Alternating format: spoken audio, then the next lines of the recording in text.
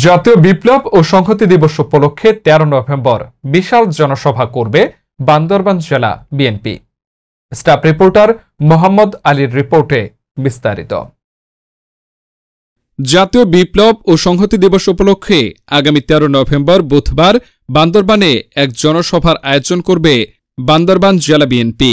সোমবার 11 নভেম্বর দুপুরে বান্দরবান প্রেস ক্লাবের হলরুমে এক সংবাদ সম্মেলনের মাধ্যমে বিষয়টি ঘোষণা দেন বান্দরবান জেলা বিএনপির সাধারণ সম্পাদক মোহাম্মদ জাবেদ রেজা।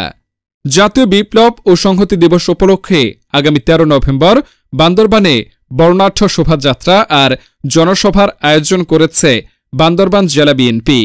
আর ওই দিন দুপুরে বান্দরবান পৌর এলাকার রাজার মাঠ থেকে এক বর্ণাঢ্য শোভাযাত্রা শুরু হয়ে বান্দরবান প্রেস ক্লাবের সামনে এসে জড়ো হবে আর প্রেস ক্লাবের সামনে কেন্দ্রীয় নেতৃবৃন্দরা বক্তব্য প্রদান করবেন।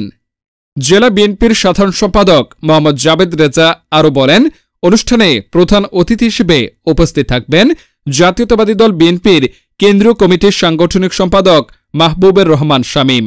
এ সময় প্রধান বক্তা হিসেবে উপস্থিত থাকবেন বিএনপির জাতীয় নির্বাহী কমিটির সহ সাংগঠনিক সম্পাদক ব্যারিস্টার মীর মোহাম্মদ হেলাল উদ্দিন। বান্দরবান জেলা বিএনপির সভাপতি মেমাচিং এর সভাপতিত্বে জাতীয়তাবাদী দল বিএনপির কেন্দ্রীয় জেলা ও উপজেলার বিভিন্ন নেতৃবৃন্দরা উপস্থিত থাকবেন। সংবাদ সম্মেলনে জেলা বিএনপির সাধারণ সম্পাদক মোহাম্মদ জাবেদ রেজা জাতীয়তাবাদী দল বিএনপির এই বর্ণাঢ্য কর্মসূচিতে সাংবাদিকদের উপস্থিত থাকার আহ্বান জানান।